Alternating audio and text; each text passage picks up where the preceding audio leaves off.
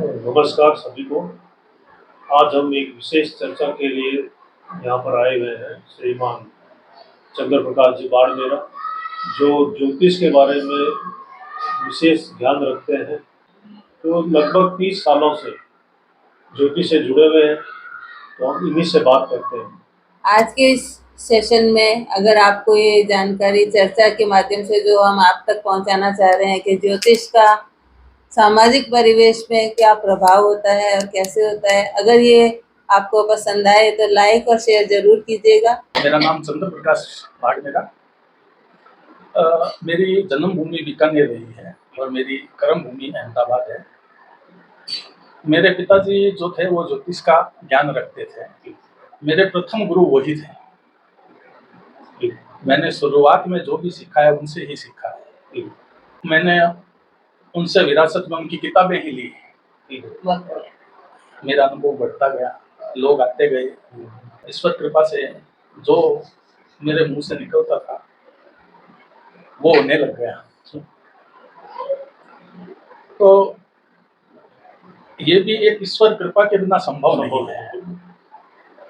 इसमें भी जन्म पत्री में ही लिखा होता है कि ये इसका ज्ञान होगा इसको। अच्छा,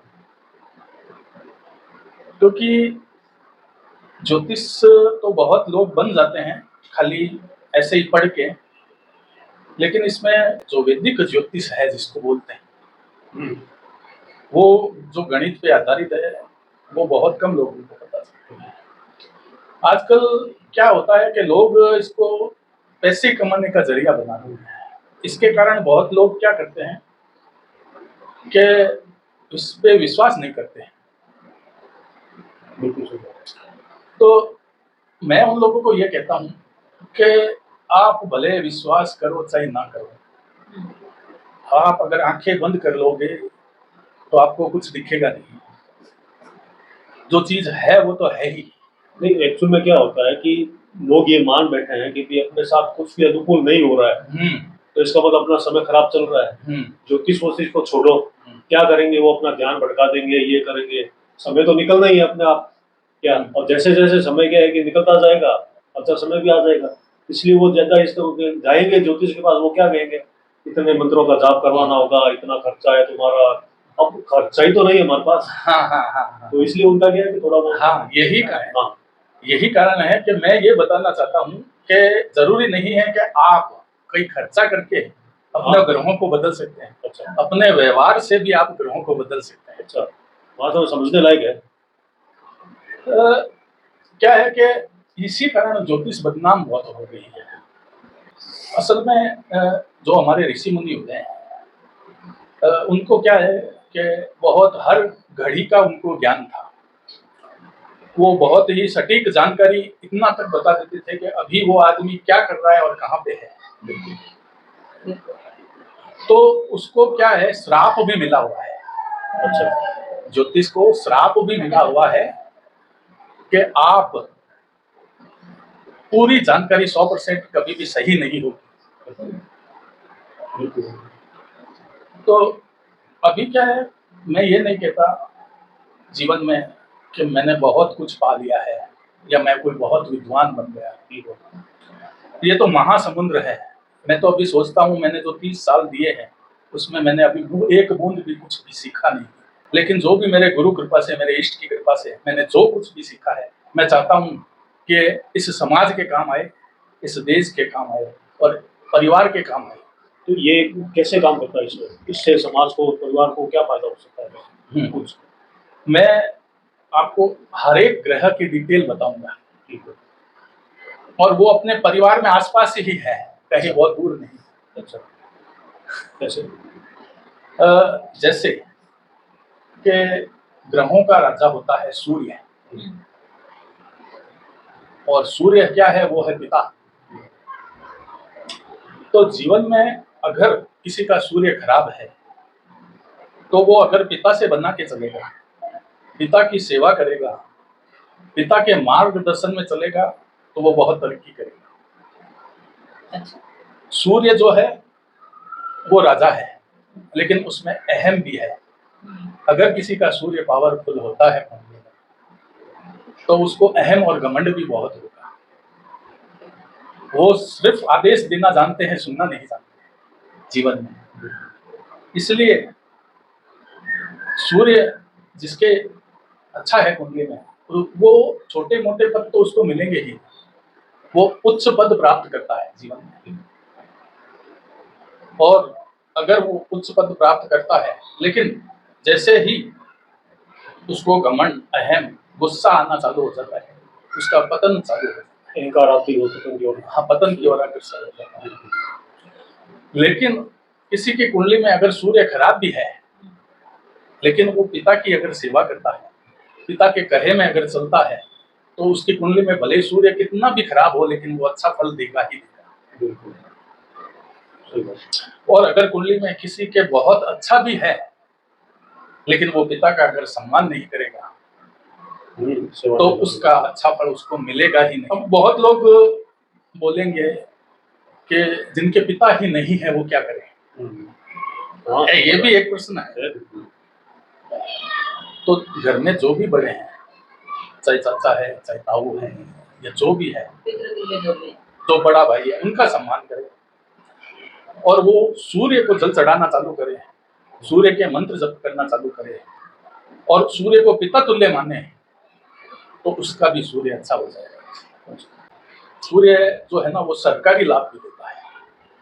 जो बड़े बड़े अधिकारी हैं, या जो सेना में है, जो उच्च पद पे है, जो IAS IPS है, जो कलेक्टर है, उनका सूर्य बहुत पावरफुल होता है। या तो वो स्वह राशि का होगा, या उच्च का होगा, या कुछ ऐसे। और पूरा जो पृथ्वी है, जो अनाज उगता है, या जो भी, वो सूर्य के कारण है, सूर्य का प्रकाश। हाँ, तो अन्न पे भी अधिकार सूर्य का है। बिना धूप के आपने। हाँ, तो वैसे ही सूर्य अगर कहीं पीड़ित हो, या नीच का हो, या खराब हो, तो व्यक्ति को पिता का सुख नहीं मिलता। सूर्य जो है वो कॉन्फिडेंस है, सूर्य जो है आत्मविश्वास है, सूर्य जो है ऊर्जा है। अगर सूर्य खराब होगा तो व्यक्ति में ऊर्जा नहीं। Solar pump system. हाँ, क्योंकि सूर्य की दृष्टि जो है ना, वो पावरफुल है, वो देखता है तो वो जला देता है। तो इसलिए जो सूर्य के पास जो भी ग्रह आते हैं वो अस्त हो जाते हैं। अपने तारा कहते हैं कि अभी तो गुरु तारा लगा हुआ है, या शुक्र तारा लगा हुआ है, लेकिन असल में क्या होता है, वो सूर्य के पास आ जाते हैं। इसलिए वो अपना जो है ना, वो सब खो देते हैं, क्योंकि सूर्य में इतना पावर है। वो अपनी पावर खो देते हैं। वो अपनी पावर, इसलिए वो अस्त हो जाते हैं, इसलिए वो तारा गिना जाता है। और उसमें वो भी शुभ काम। हाँ, जो टाइम जितना भी पीरियड होता है उसमें, महीने, 1.5 महीने या 15 दिन, उसमें शुभ काम इसलिए वर्जित है क्योंकि गुरु और शुक्र जो दोनों ही गुरु है, गुरु है वो देवताओं के गुरु है, और शुक्र है जो दैत्यों के गुरु है। इसलिए शुभ कामों को वर्जित कहा गया है। और ये साल में कितनी बार होता है, लगभग इनका कोई खास विशेष क्रम है? हाँ, बिल्कुल। देखो, सूर्य का चक्र है वो 1 महीने का होता है, 30 दिन का। तो और बाकी जैसे बृहस्पति का चक्र है वो 13 महीने का है। तो जब भी सूर्य इनके पास जाता है तो ये अस्त होना चालू हो जाता है। लगभग साल में 2 बार तो ऐसे पीरियड होते ही। तो वो अपने प्रभाव से उनको, हमारी जो भाषा में वो अस्त बोलते हैं, और बाकी जनरल उनको तारा। हाँ, वो मैंने तारा हो गया। हाँ, तारा लग गया। हाँ। अब अगले ग्रह है चंद्रमा, उस पे आता हूँ। चंद्रमा जो होता है वो माता का कारक होता है, जो मन का कारक होता है। चंद्रमा अगर पीड़ित है किसी का, तो वो उसको माता का सुख नहीं मिलेगा। चंद्रमा जो है वो शीतल है, जैसे माता में शीतलता होती है। लेकिन वो शीतलता या दया या ममता या जो भी है उसमें यह नहीं देख पाती कि मेरा बच्चा गलत भी कर रहा है, मोह लगा। तो मोह का कारक ही मेन जो है वो नेगेटिव चंद्रमा। अच्छा। क्योंकि अगर चंद्रमा उच्च का होगा तो वो जीवन में बहुत तरक्की करेगा, क्योंकि चंद्रमा सबसे तेज चलने वाला ग्रह है। हर एक ग्रह तो वो दो लगभग 2.5 दिन में अपनी राशि चेंज कर देता है। इसलिए जीवन में सबसे ज्यादा जो फर्क आदमी को पड़ता है वो चंद्रमा का पड़ता है। चंद्रमा पानी का कारक है। पानी जो है ना पूरी पृथ्वी वो चंद्रमा है, इसलिए चंद्रमा नेगेटिव होगा तो उसको पानी के रोग होंगे। अच्छा। अपने शरीर को भी 70% तो पानी हाँ। है। तो अगर चंद्रमा को अच्छा करना है तो अपनी माता की सेवा करें, अपनी माता की आज्ञा माने। माता पिता का आशीर्वाद लेने से सूर्य और चंद्र दोनों मजबूत होते हैं। मंगल जो है वो होता है भाई। परिवार में अगर किसी का मंगल अच्छा होगा उसको भाई का सुख मिलेगा। बहुत लोग देखते हैं हम कि एक ही संतान होते भाई का सुख नहीं मिलेगा। जो शरीर में हड्डियों है, हड्डी उसका कारक मंगल है। अगर किसी को हड्डियों की तकलीफ है, परेशानी है, या दांतों में अगर किसी के प्रॉब्लम है तो वो मंगल उसका खराब है। जिनका मंगल होता है अच्छा वो साहसी होते हैं। मंगल साहस का प्रतीक है, ऊर्जा का प्रतीक है। तो मंगल अच्छा होगा तो उसकी ऊर्जा अच्छी दिशा में जाएगी। अगर मंगल के साथ कोई नेगेटिव ग्रह बैठ गया तो उसकी ऊर्जा गलत दिशा में जाएगी।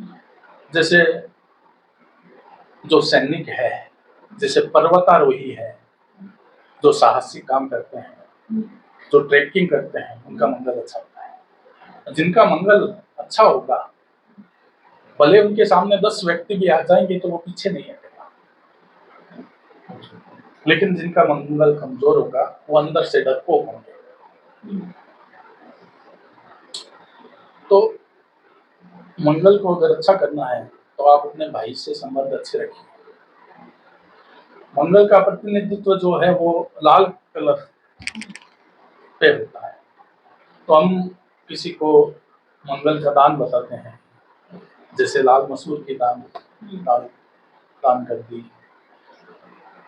क्योंकि अगर कुंडली में मंगल अच्छा नहीं होगा ना, देखो जो प्रॉपर्टी जो जमीन है उसका कारक मंगल है। हाँ, भूमि पुत्र है मंगल। इसलिए किसी को प्रॉपर्टी चाहिए। देखिए मकान जो बनवाता है वो शनि बनवाता है, उसमें सारे ऐश्वर्य जो बढ़ता है वो शुक्र बढ़ता है। तो अगर किसी का मंगल अच्छा होगा ना तो उनके बहुत प्रॉपर्टी होगी, बहुत जमीनें होगी, लेकिन ये नहीं कह सकते उनकी सारी जमीन बनी हुई हो। अगर कोई प्रॉपर्टी का बिजनेस करे जिनका मंगल अच्छा हो तो उसको उसमें लाभ रहता है। सूर्य के साथ में मंगल बैठ जाए तो उसमें बहुत ज्यादा ऊर्जा होगी, क्योंकि वो दोनों ही पावरफुल है। क्योंकि सूर्य और मंगल का जो योग होता है ना वो भी एक राजयोग होता है। वो निश्चित ही जिनके कुंडली में सूर्य मंगल का योग होगा वो निश्चित करोड़पति बनेंगे, लेकिन उनमें अहम भी बहुत होगा।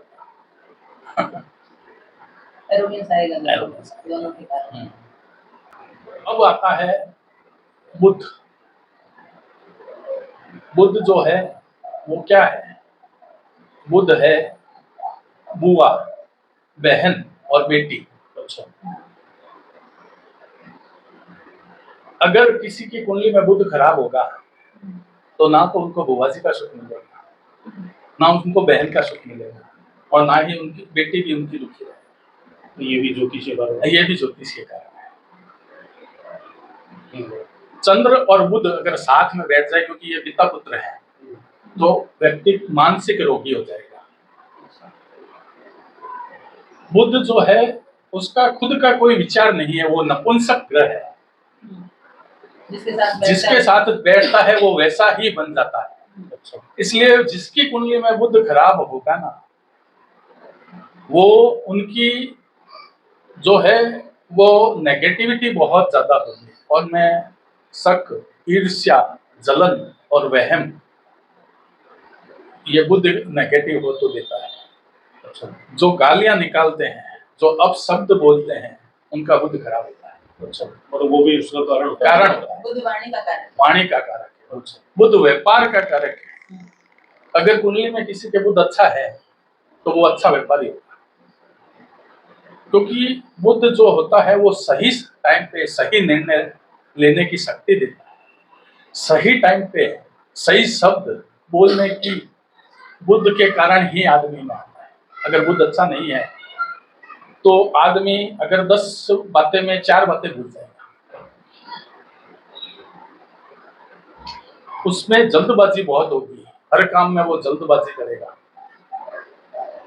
इसलिए अगर कुंडली में बुध खराब है तो उनको अपनी बुआ, अपनी बहन, अपनी बेटी के लिए कुछ ना कुछ करना चाहिए।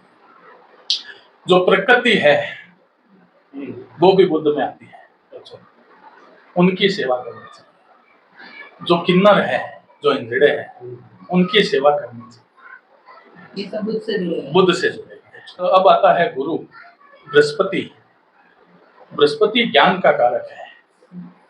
कहते हैं ना, गुरु बिना ज्ञान नहीं। तो जीवन में अगर जिसके गुरु खराब होगा उसकी कभी भी स्थिरता नहीं रहेगी, उसका एक जैसा पीरियड कभी नहीं जाएगा, उसके जीवन में बहुत उतार चढ़ाव होगा। जिसकी कुंडली में गुरु अच्छा है उसको ज्ञान होगा ही होगा। ठीक है, किसी भी विषय में हो सकता है, उन्हें अनुभव बहुत होगा हर चीज का।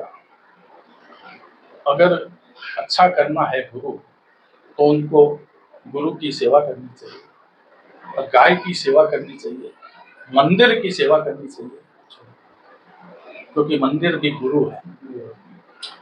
गुरु का प्रभुत्व मंदिर में है। अब जो नेक्स्ट ग्रह आते हैं वो है शुक्र। शुक्र है वो स्त्री ग्रह है। जिसकी कुंडली में शुक्र खराब होगा, राहु से पीड़ित होगा या केतु से पीड़ित होगा, तो विवाह का सुख नहीं होगा। वो शुक्र की वजह से। पुरुष की कुंडली में शुक्र का महत्व है विवाह शादी में, और स्त्री की कुंडली में गुरु का महत्व है। अगर स्त्री की कुंडली में गुरु खराब है तो उसको भी प्रॉब्लम आएगी विवाह शादी। और पुरुष की कुंडली में शुक्र, पूरा जो ऐश्वर्य है संसार का वो शुक्र के अधीन है।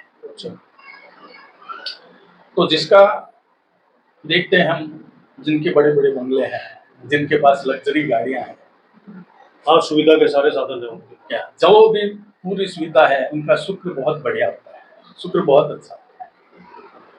लेकिन जिनका शुक्र खराब है वो अपने लिए कुछ भी ऐश्वर्य का साधन अगर जुटाना चाहते हैं तो वो जल्दी से होता ही नहीं, तो उसको अच्छा कैसे करते हैं। शुक्र को अगर अच्छा करना है तो स्त्री का सम्मान कीजिए, अपनी पत्नी का सम्मान कीजिए। क्योंकि देखो, कई लोगों के विवाह भी हो जाते हैं, लेकिन हम देखते हैं कि पति पत्नी में बनती नहीं। तो वो जो स्त्री है या जो पुरुष है, वो उनके पूर्व जन्म में कुछ ऐसे लेन देन बाकी रह गए थे जो इस जन्म में उनको चुकाने के लिए आते हैं। एक छोटी सी कहानी है कि एक बहुत ही ज्यादा विद्वान पंडित थे, वो इतने विद्वान पंडित थे कि त्रिकालदर्शी थे। तो राजा ने बुलाया कि भाई आप उनको बुला के लाओ, मेरे को यज्ञ करवाना है। तो जब वो कर्मचारी उनको लेने गए ना, तो उनकी पत्नी जो थे उनको गालियां निकाल रही थी और चप्पल से मार रही थी।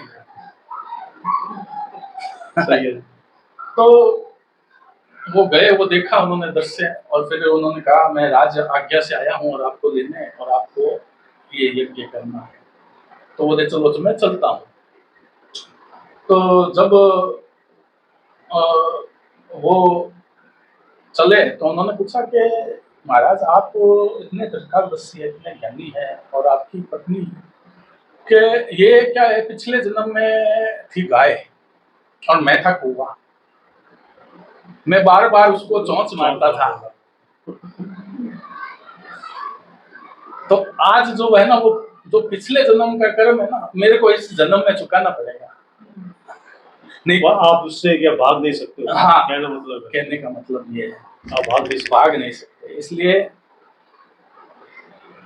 कोई भी स्त्री हो, उनका सम्मान अगर करते हैं तो शुक्र अच्छा जाति का सम्मान, विवाह का उनको सुख मिलता है। हम देखते हैं कि किसी का शुक्र पीड़ित है या कुछ भी, तो उनको वैसे बोल देते हैं पहले ही कि देखिए आपकी जन्म पत्री में विवाह का सुख, विवाह का योग तो बहुत कमजोर है, लेकिन आप शुक्र के उपाय करिए। अब किसी की पत्नी ही नहीं है तो वो क्या करे पहले? हाँ सही है। तो देखिए हर एक ग्रह का जो है कुछ का दान बताया है, कुछ का स्टोन बताया है और कुछ का पूजा पाठ बताया है। तो उनके हिसाब से जो भी उचित लगे उनको मार्गदर्शन देने की कोशिश करते हैं और बोलते हैं कि आप किसी भी जो विधवा स्त्री है, जो बुजुर्ग है, महिला है, शुक्र का प्रतिनिधित्व सफेद चीजों में है, चावल है, दूध है, वैसे जैसे चंद्रमा का है वैसे ही इसमें है। तो हम कहते हैं कि भी आप कि कोई बुजुर्ग महिला को चावल की खीर बना के दीजिए, उनका आशीर्वाद लीजिए, उनका ऐसा आशीर्वाद लीजिए कि भी मेरा विवाह हो जाए, मेरी घर गृहस्थी बन जाए। तो कुछ ऐसे उपाय के बाद में, और वो चीज क्या होती है, लोग चाहते हैं कि बस मैं महीने भर करूं और हो जाए। कोई भी ग्रह है वो एक दिन में कभी काम नहीं करता है, तो सबका एक टाइम निश्चित किया हुआ होता है। उसमें बहुत से कॉम्बिनेशन जैसे देखे जाते हैं, जैसे अगर कुंडली अपने देखते हैं कि अगर किसी के कुंडली में पितृदोष है तो उसका वंश आगे बढ़ेगा ही नहीं। तो इस कारण से भी उनका विवाह नहीं होता है। वो सारे कॉम्बिनेशन जो होता है ना, वो सब देख के ही वो तय किया जाता है कि इसमें क्या कर सकते हैं, किस उपाय से हम इनको ठीक कर सकते हैं। मतलब ऐसी परिस्थितियों में भी उपाय तो होते ही। बिल्कुल होते हैं, बिल्कुल होते हैं। हम कभी भी किसी को ये नहीं कहते कि आप 1 लाख का हवन कराइए, 51,000 का हवन कराइए। जो छोटे मोटे नॉर्मल उपाय है, जो दान है करके, वो ही ज्यादातर, कम से कम मैं तो ये उपाय बताता हूँ कि भाई कम उसके खर्च में कैसे उसको लाभ मिले। तो अभी हम देखते हैं कि अभी बहुत से लोगों का विवाह नहीं हो रहा। ये बहुत बड़ी समस्या है समाज में, ज्वलंत समस्या है, बहुत ज्वलंत समस्या है। तो ठीक है, उसमें बहुत फैक्टर भी घुस गए हैं। अच्छा, अभी जैसे कि जो आज जो अपने सोना चांदी के जो धंधे में है, अगर किसी को बोल रहे हैं कि वो फलाना लड़का है लेकिन काम करता है, तो माता पिता तुरंत मना कर देते हैं कि नहीं, हमको तो नौकरी वाला चाहिए। जैसे अभी मार्केट है उसी हिसाब से अपनी जगह वो सही है, बिल्कुल सही है। लेकिन देखिए, क्या पहले वाले नहीं करते थे? पहले बहुत मैंने देखा ऐसे जो कमाते भी नहीं थे, लेकिन उनकी शादी होती थी। वो एक्चुअली संयुक्त परिवार था ना, तो वो उसमें क्या है कि वो दिख जाता था। अभी एकल परिवार होने लगे। अब एकल परिवार है तो फिर कोई कमाना है, खाना है।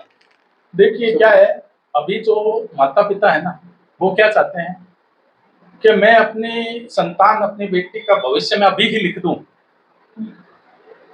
गलत है। हाँ सही, बिल्कुल सोचता यही है। सोच जो है वो है, ये तो संभव नहीं है ना। हाँ। वो जो भी ग्रह लेके आई है, वो अपनी कुंडली में जो भी योग लेके आई है, उसको भोगना ही पड़ेगा, आप भले कितना ही कर रहे। आप कितनी ही अमीर परिवार में, कितने ही पैसे वाले परिवार में उसकी शादी कर दो, उसके जीवन में अगर दुख भोगना लिखा होगा तो वो दुख भोगेगी। कि जो मार्केट की अभी सिचुएशन चल रही है, जो स्थिति, वो भी ग्रह से प्रभावित। बिल्कुल बिल्कुल। देखो देखो, ये समय का एक चक्र है, अच्छा, जो चलता ही रहता है। ऐसा तो है नहीं कि ये मंदी पहली बार आई है। हाँ, हमारे पूर्वजों ने भी तो बहुत देखी है।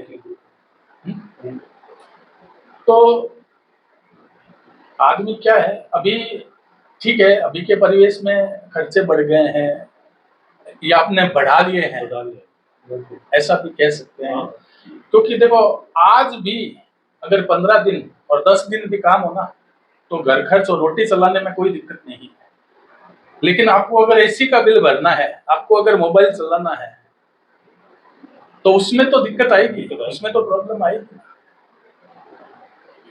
वो सुविधाएं बढ़ा ली। हाँ, सुविधाएं हमने बढ़ा ली, अब वो अफोर्ड नहीं हो पा रहा। अब वो अफोर्ड नहीं हो रहा है। क्योंकि देखो, पहले के लोग जो थे ना, वो बड़े समझदार थे।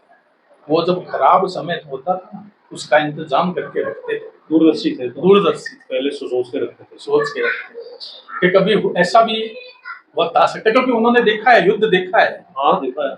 साल 2-2 साल तक क्या है, उन्होंने वो पीरियड देखा है, आपातकाल देखा है। आपातकाल देखा है।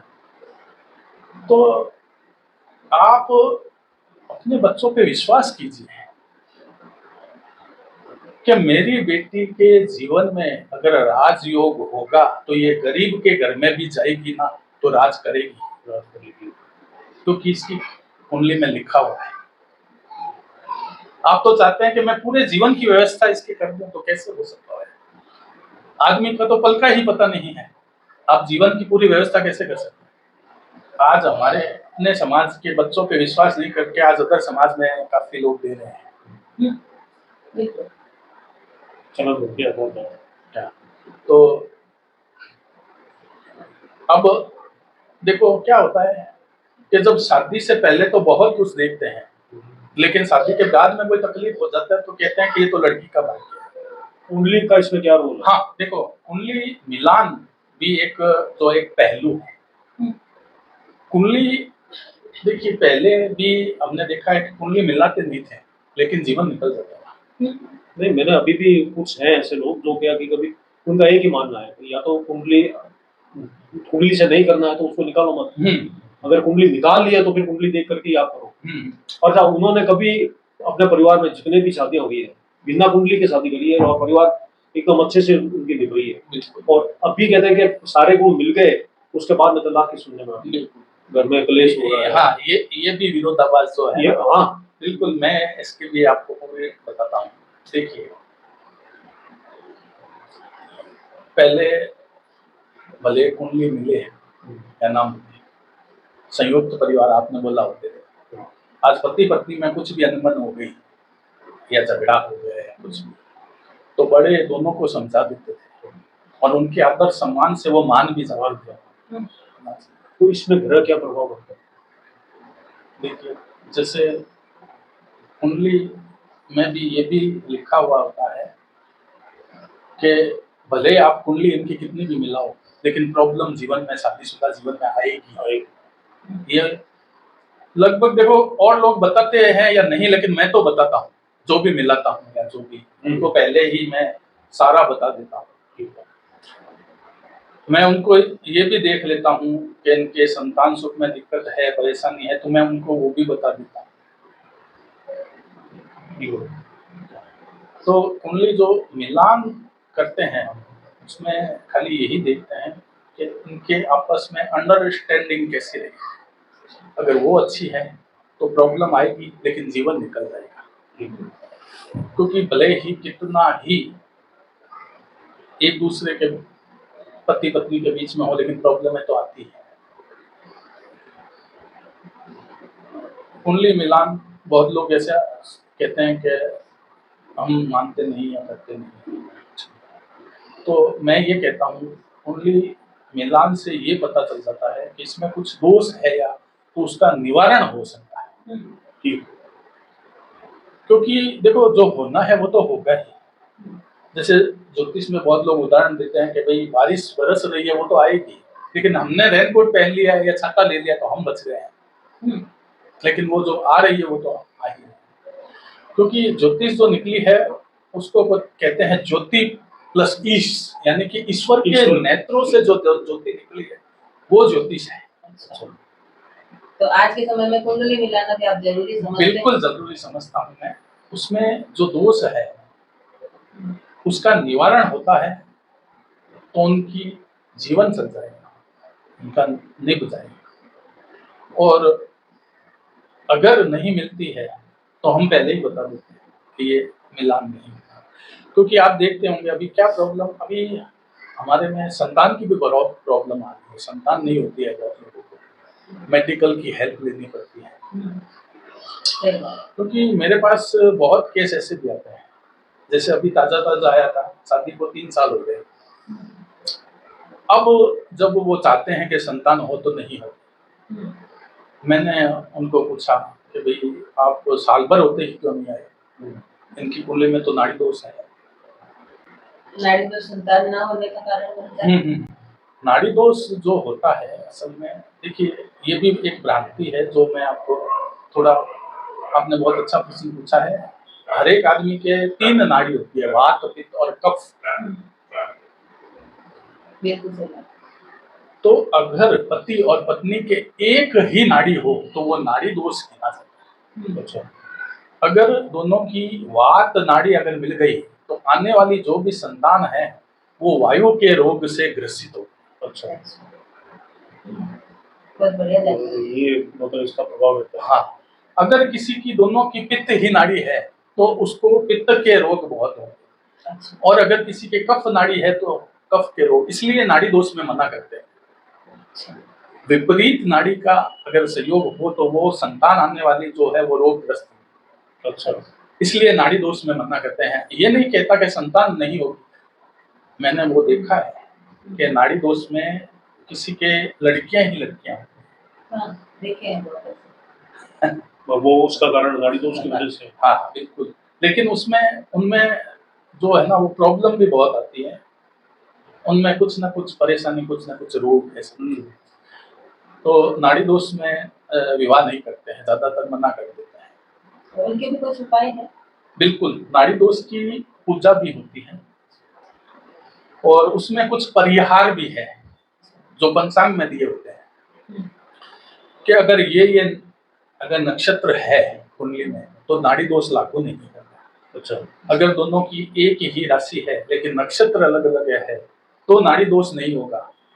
अगर एक ही नक्षत्र है लेकिन वो अलग अलग चरण है तो भी नाड़ी दोष नहीं होगा। अच्छा, तो उसमें वो देखा जाता है प्रॉपर के इनके नाड़ी दोष है ही या नहीं। अच्छा, वो भी मिलान के टाइम में हम देखते हैं। तो हमने बृहस्पति का जाना, अब शुक्र का जाना, अब जो है वो शनिदेव है। शनिदेव को कर्मदाता माना जाता है।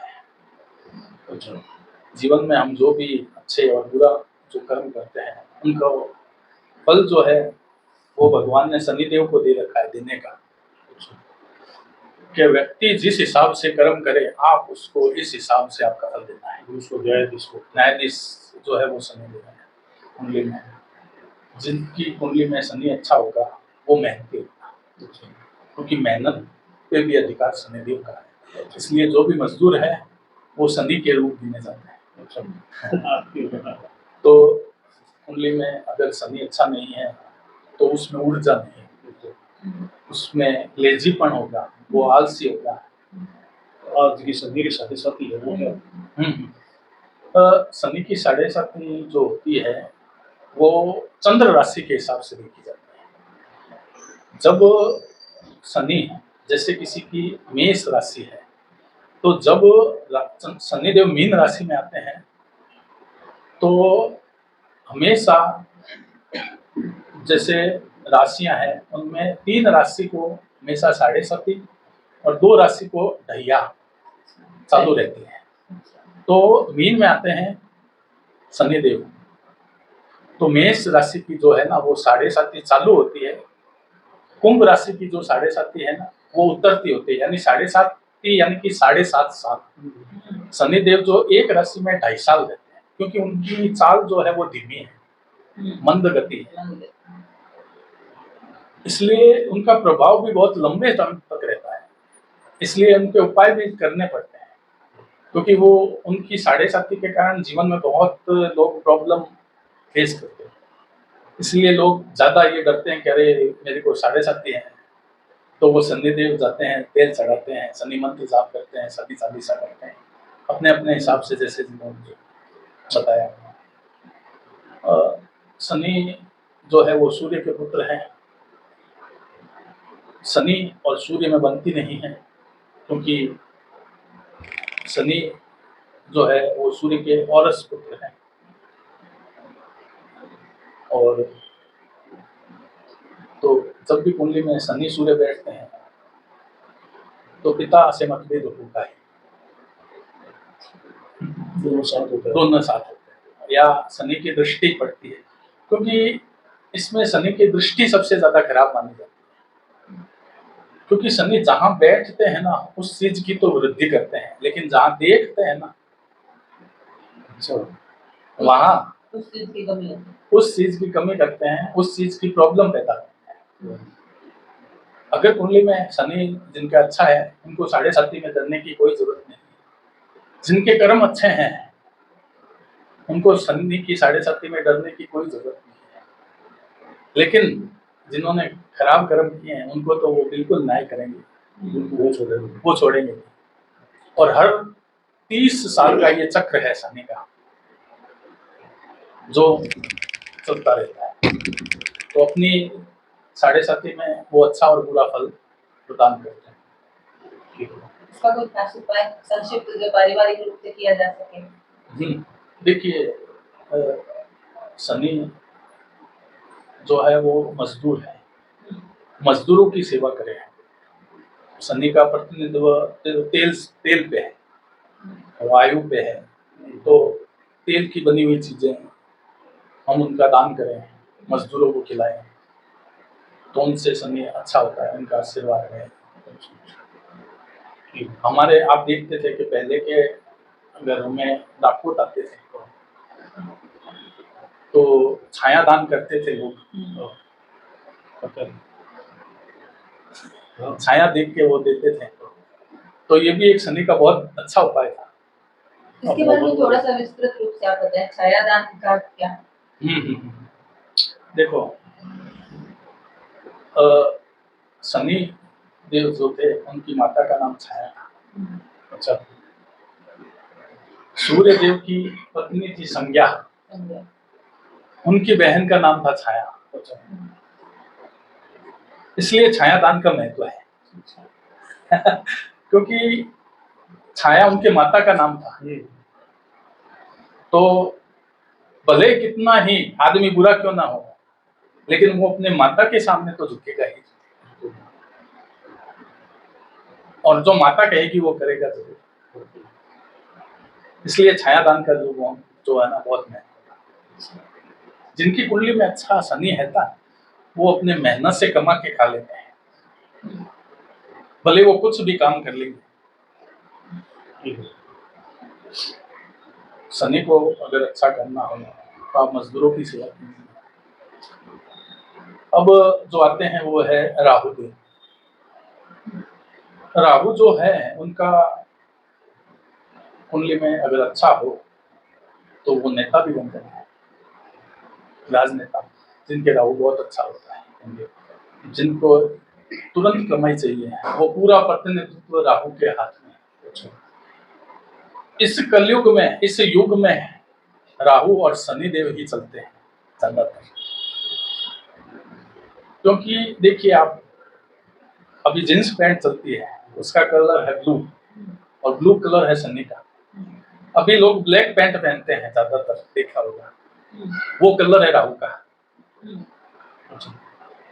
सही है। तो जिनकी कुंडली में राहु अच्छा है, उनको बहुत पैसा देता है, अचानक धन देता है किसी भी तरह से। लेकिन अगर जिनकी कुंडली में राहु नेगेटिव हो, तो वो अपनी दशा और अंतर दशा में कंगाल कर देगा। जीवन में आपने जो भी कमाया है वो पूरा ले जाएगा, उनको बर्बाद कर देगा। तो इसके उपाय क्या होंगे? देखिए, राहु का जो प्रतिनिधित्व है, हमारे घर का ईशान कोण में राहु होता है। घर का जो टॉयलेट होते हैं वो राहु होते हैं। आप देखते हैं कि लोग कहते हैं कि अभी ये वास्तु चला है, पहले तो वास्तु था ही नहीं। मैं कहता हूं पहले तो बहुत ज्यादा था। क्यों? कैसे? क्योंकि पहले आप देखते थे कि टॉयलेट होते थे बाहर, तो नेगेटिविटी तो आती नहीं थी। और अब होने लगे अब कम हो गए कमरों में, और सीधा ही एकदम विपरीत हो गया। तो अब जो है घरों में, यहाँ तो अंदर टॉयलेट होने के कारण, फ्लैटों में अंदर टॉयलेट होने के कारण राहु की नेगेटिविटी बहुत फैलती है। राहु की महादशा में महत्वाकांक्षी बनाता है आदमी को, बस मैं तुरंत करोड़पति बनता हूँ, इसलिए वो अपना नुकसान भी बहुत करता है। इसलिए अगर राहु को अच्छा करना है तो कुष्ठ रोगियों की सेवा करिए। कुष्ठ रोगी जो होते हैं, राहु जो है, जो अपंग है, किसी के हाथ कटा हुआ है, किसी के पैर कटा हुआ है, उनको दान करिए। उनके दान करने से राहु प्रसन्न होता है। तो इस कलयुग में राहु का प्रभाव बहुत है, बहुत ज्यादा। क्योंकि राहु जो है वो है सिर। वो कहानी तो देखो सबको ही पता है कि जो अमृत जिसने पी लिया था और भगवान ने अलग कर दिया था, सिर अलग कर दिया, धड़ अलग कर दिया, वो ही राहु केतु है। तो राहु है सिर और केतु है धड़। तो राहु क्या है? राहु खाली एक सोच है, एक भ्रम है, और कुछ नहीं है। क्योंकि उसके हाथ पांव तो है ही नहीं, फिर भी उसका इतना प्रभाव, इसका प्रभाव इतना है क्योंकि लोगों का माइंड में बैठ जाता है, दिमाग में बैठ जाता है। दिमागी खेल, दिमाग की जो है ना, सबसे ज्यादा प्रॉब्लम जो है राहु, वो दिमाग के कारण होता है। जिनकी कुंडली में राहु की महादशा होगी ना, वो आप कितना भी देख लो, वो सही निर्णय नहीं ले पाते। वो सोचते बहुत है, मैं ये धंधा कर लूं, वो धंधा कर लूं, वो बिजनेस कर लूं, वो कर लूं, होता कुछ भी नहीं, हाथ कुछ भी नहीं। और वैसे ही अगला ग्रह होता है केतु, जो इसका एक भाग है। राहु के ठीक विपरीत केतु है। केतु आध्यात्म का कारक है। जिनके भी जो साधु सन्यासी बन जाते हैं, उनका केतु बहुत प्रबल होता है। सन्यास जो है ना, उसका प्रतिनिधित्व केतु का है। अगर किसी की कुंडली में केतु प्रबल है तो वो गृहस्थी में ही भी रह के सन्यासी जीवन ही जिएगा। तो केतु की वजह से, केतु की वजह से। तो सबका अलग अलग है, ये नहीं कि वो सन्यासी बन भी जाएगा। बहुत लोग ऐसे हैं जो गृहस्थ में रहते हुए भी सन्यासी की तरह रहते हैं, संयमित जीवन जीते हैं, संयमित सीता और सात्विक। अब वो बोलते हैं कि भाई केतु अगर नेगेटिव असर करता है तो बहुत ज्यादा रहता है। हम उसको अगर परिवार से जोड़ के देखें ना, जो ननिहाल का जो कारक है ना, जो नाना नानी है, जो उनका कारक केतु है। तो अगर किसी का केतु खराब होगा तो उसके ननिहाल में प्रॉब्लम होगी। ननिहाल में प्रॉब्लम होगी या ननिहाल से बनेगी नहीं? ननिहाल से उसकी बनेगी भी नहीं और ननिहाल में प्रॉब्लम भी होगी, दोनों ही होगा। लेकिन किसी का केतु बहुत अच्छा है तो आप देखते हैं अपने भाषा में बोलते हैं कि ननिहाल से उसको बहुत लेनिया है। जिसका केतु अच्छा होगा उसको ननिहाल से बहुत अच्छा उसका संबंध रहेगा, मामा से, नाना से बहुत अच्छा संबंध रहेगा। अगर केतु नेगेटिव है तो गणेश जी की उपासना और कुत्तों को जो अपने खिलाते हैं कुछ ना कुछ, तो उससे केतु अच्छा होता है। कोई राहु से भी जुड़ के देखते हैं कुत्ता को खिलाने से राहु भी अच्छा होता है, इसका भी है क्या? हाँ बिल्कुल, वो उसका कारण ये है कि राहु को हम कभी कभी भैरव जी की उपासना भी बताते हैं। तो भैरव जी का वाहन जो है वो कुत्ता है, इसलिए राहु को अगर करना है प्रसन्न ठीक, तो उससे दोनों ही राहु और केतु दोनों का ही बहुत अच्छा इफेक्ट पड़ता है।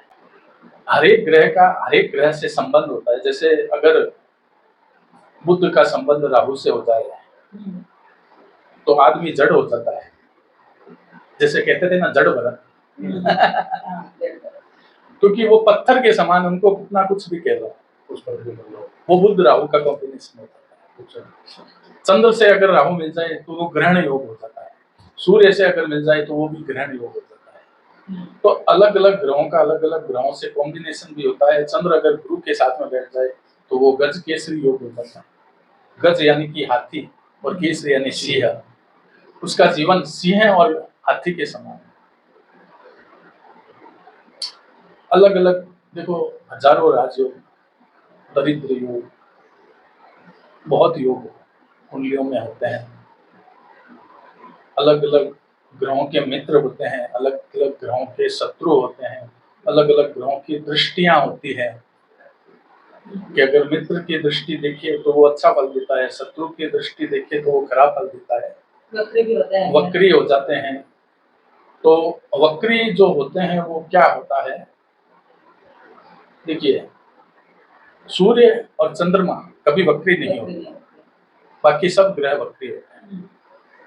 और वक्री क्या होता है, वक्रियों में उनका पावर 100 गुना बढ़ जाता है वक्री होने से। अगर शनि वक्री होगा तो वो अगर खराब राशि में बैठा है तो वो कुछ ना कुछ रोग पैदा करेगा, ऐसे रोग आएंगे। और वो अच्छा है तो अच्छे में बढ़ोतरी होगी, खराब है तो खराब होगी।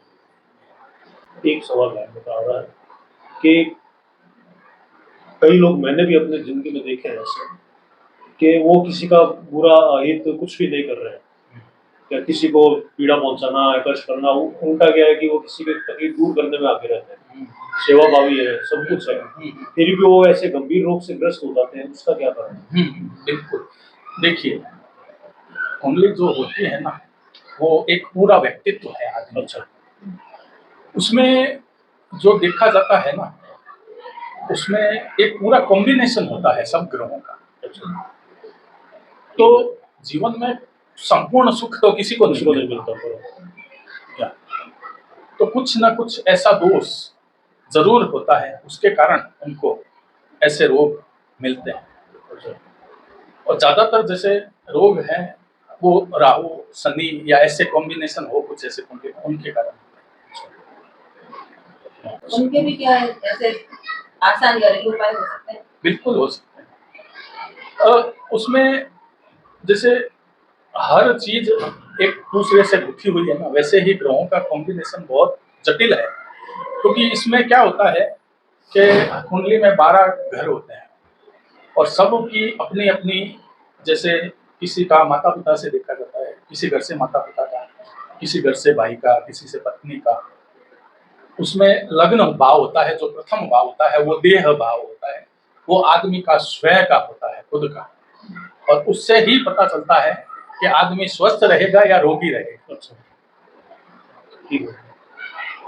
तो किसी का देह भाव अगर बहुत अच्छा है तो वो हमने देखा है कि लोग 80-80 साल 90 साल भी निकाल 100 साल भी निकाल। तो मैंने रिसर्च किया है, उनकी कुंडलियों में देह भाव, लग्न भाव बहुत मजबूत होता है, इसलिए ज्यादातर उनको कोई ऐसे रोग नहीं गिरते या कुछ नहीं। कुंडली में एक फैक्टर नहीं देखा जाता, अनेक फैक्टर देखने पड़ते हैं। इसकी गणित इतनी सूक्ष्म है कि इसकी गणित का जो कॉम्बिनेशन बना के अगर मैं एक कुंडली को देखूं अगर, तो मैं 10 दिन भी अगर देखूं तो कम पड़ते हैं, इतना सूक्ष्म, क्योंकि हर एक जानकारी जो है ना उसमें मिलती है, कैलकुलेशन, बस वो देखने वाले की दृष्टि से वही होता है, वो कितनी गहराई तक देखना चाहता है, देख सकता है।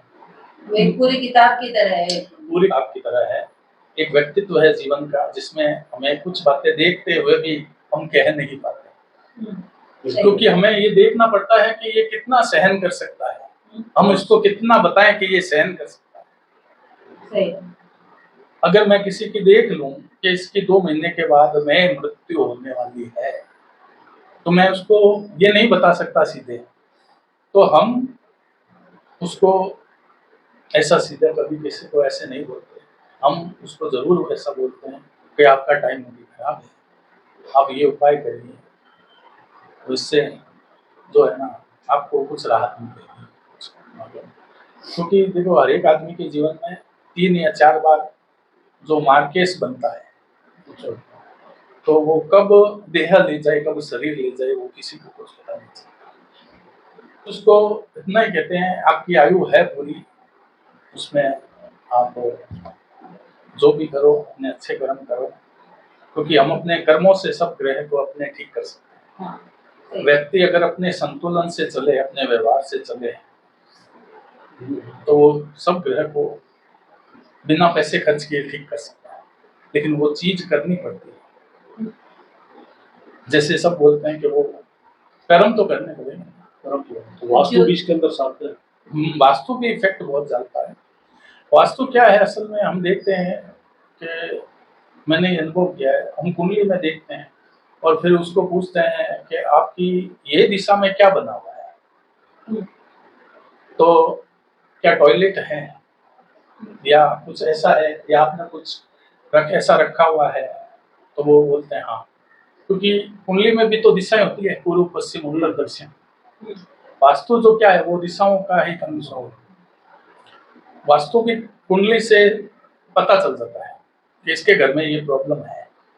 विद्याएं अलग अलग है, अभी टैरो कार्ड बहुत चलते हैं, कोई हस्तरेखा भी है, फेस रीडिंग भी है, न्यूमरोलॉजी भी है, लेकिन मैं ये मानता हूँ कि कुंडली जैसा संपूर्ण विज्ञान किसी में नहीं है, जिसमें हम गहराई से गहराई की बात भी हम जान सकते हैं।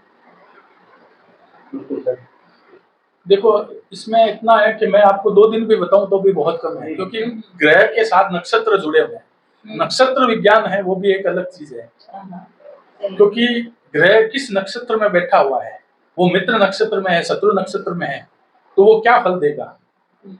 तो हम तो जैसे साउथ में केपी एस्ट्रोलॉजी चलती है, कृष्णमूर्ति पद्धति, वो नक्षत्रों पे आधारित है, उनका गणित बहुत सटीक है। हमारा जो वैदिक ज्योतिष है वो फिर भी ग्रहों पे आधारित है, लेकिन जो कृष्णमूर्ति साउथ में चलती है वो नक्षत्रों पे आधारित है। वो नक्षत्र, उसके उप नक्षत्र, उनके स्वामी ग्रह, वो सब का कॉम्बिनेशन देख के बताते हैं, वो उसमें सटीकता बहुत ज्यादा आ जाती है। जैसे वैदिक ज्योतिष में ग्रहों के बारे में विस्तार से बताया गया है कि वो कौन से तत्व के हैं, जैसे अग्नि है, वायु है, पृथ्वी है, जल है, आकाश है, जो 5 तत्व। वैसे ही कृष्णमूर्ति पद्धति में नक्षत्रों का ज्ञान दिया है। एक ग्रह जो है वो 4 नक्षत्र लेता है, तो वो नक्षत्र भी देखते हैं, उसका उप नक्षत्र भी देखते हैं, उसका सह नक्षत्र भी देखते हैं। ज्योतिष का एक अंग है पंचांग, जिसके 5 अंग है, तिथि, नक्षत्र, वार, करण, योग, 5 अंग। तो इन योग के सहयोग से वो देखा जाता है कि आज कौन सा नक्षत्र है, कौन सा योग है, जैसे आता है कि आज स्वार्थ सिद्धि योग है, आज अमृत योग है, आज, तो इस वार को प्रॉपर ये नक्षत्र हो तो ये योग बनता है। हाँ, सही है। तो पंचांग का भी बहुत महत्व है। ज्योतिषी कोई भी आप देखेंगे तो वो पंचांग लेके देखिए, किसी का मुहूर्त निकालना हो, विवाह का हो, मुंडन संस्कार का हो, तो वैसे ही हस्तरेखा में भी, हाथ में भी सब ग्रह आते हैं अलग अलग, उनसे भी पता चलता है कि कुंडली में ये ग्रह हाथ से इनका ये खराब है, तो ये अच्छा है, ये।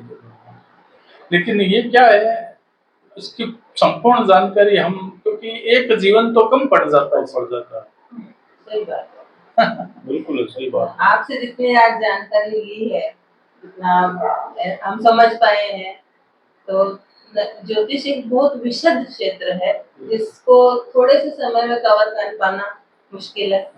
आप तो एक जीवन भी कम बता रहे हो, और अभी तो हम 1 घंटे की बात कर रहे हैं, तो आपने जो कुछ बताया है उसके हिसाब से कुछ बातें समझ में आई है, और कुछ हमारे दर्शकों को भी नई जानकारी मिली होगी आज जरूर। आपका भी बहुत बहुत धन्यवाद, आपने समय निकाला इसके लिए। जो संस्कृति अराउंड आपका जो चैनल है, मैं ईश्वर से प्रार्थना करता हूँ वो बहुत आगे तक बढ़े और उनका नाम हो, लोग आपका वीडियो आने से पहले ही इंतजार करें, ऐसी मैं ईश्वर से कामना करता हूँ। धन्यवाद।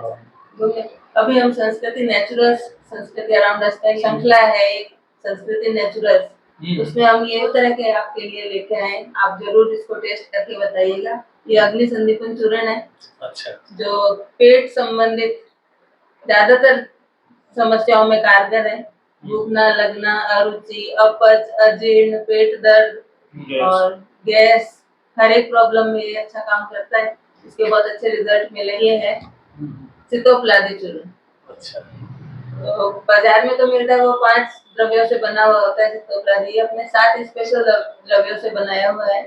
और इसका एक खासियत है कि आप 1 बार 2 बार लोगे ना तो ही आपको रिजल्ट मिलने शुरू हो जाएंगे, और आप छोटे से बच्चे से लेकर बड़ी उम्र तक हर एक को दे सकते हो। खांसी, कफ, फेफड़ों की कमजोरी, इसमें बहुत अच्छा काम करता है। और इसके अलावा भी एक रसायन चूर्ण बना रहे हैं। अच्छा। और एक अविपत्तिकर चूर्ण। अच्छा। रसायन चूर्ण के तो जैसे अपन च्यवनप्राश है वो सिर्फ सर्दी में ले सकते हैं। हाँ। रसायन चूर्ण ऐसा है जो च्यवनप्राश के गुण ही देता है और साथ में पूरे साल ले सकते हो आप उसको। अच्छा। बल वृद्धि, आयुष्य वृद्धि में बहुत अच्छा काम है उसका रसायन। तो आप इनको यूज करके बताइएगा कैसा लगा आपको। जरूर जरूर। उसके अलावा पापड़ बड़ी को कोई अपने जो भी सांस्कृतिक उत्पाद हैं जो अपने घर में दादी नानियां बनाती आई हैं हमेशा से, अपन कभी बाजार से इतना कहाँ लेके आते थे, पहले तो हर चीज घर में ही बनती थी, घर में ही है ना। तो वही हमारा ये प्रयास है कि जो चीजें घर में बनती है उनको घर से ही बना के, क्योंकि उसमें शुद्धता को आप कंट्रोल कर सकते हो। बिल्कुल। माए, दादियां, नानियां वो हर एक चीज का ध्यान रखते हैं कि हमारे बच्चों के शरीर में यही जानी चाहिए, कोई केमिकल जाना ही नहीं चाहिए। तो वही हमारा प्रयास है हमारी तरफ से। बिल्कुल, आप जरूर हमें इसका फीडबैक देना। नहीं जरूर, मैं बताऊंगा कैसा रिजल्ट है। देखिए बना हुआ है घर का तो रिजल्ट तो अच्छा ही होगा, और आप जो बनाओगे वो भी अच्छा ही होगा। मैं सब जो हमारे व्यूअर्स है उनसे विनती भी करता हूँ कि आप भी सब जो ये बना रहे हैं, जो घर पे बना हुआ है, जो आंखों के सामने बना है, उसमें जो शुद्धता है, तो आप वो खुद लेंगे तो उनको पता चलेगा, आपको खुद अनुभव होगा। तो आप जरूर इनका मंगाएं। अगर कोई भी आपको जो तकलीफ है या परेशानी, उसके लिए आप जरूर इनका उत्पाद है वो लीजिए। ये मेरी आप सबसे विनम्र प्रार्थना। बहुत बहुत धन्यवाद। और इस तरह के एपिसोड अगर आप और देखना चाहें तो कृपया कमेंट्स के माध्यम से हमें जरूर बताइएगा, ताकि हम आगे और प्रयास करके आपके लिए और अच्छी जानकारी आपके लिए लेके आए। जय श्री कृष्ण।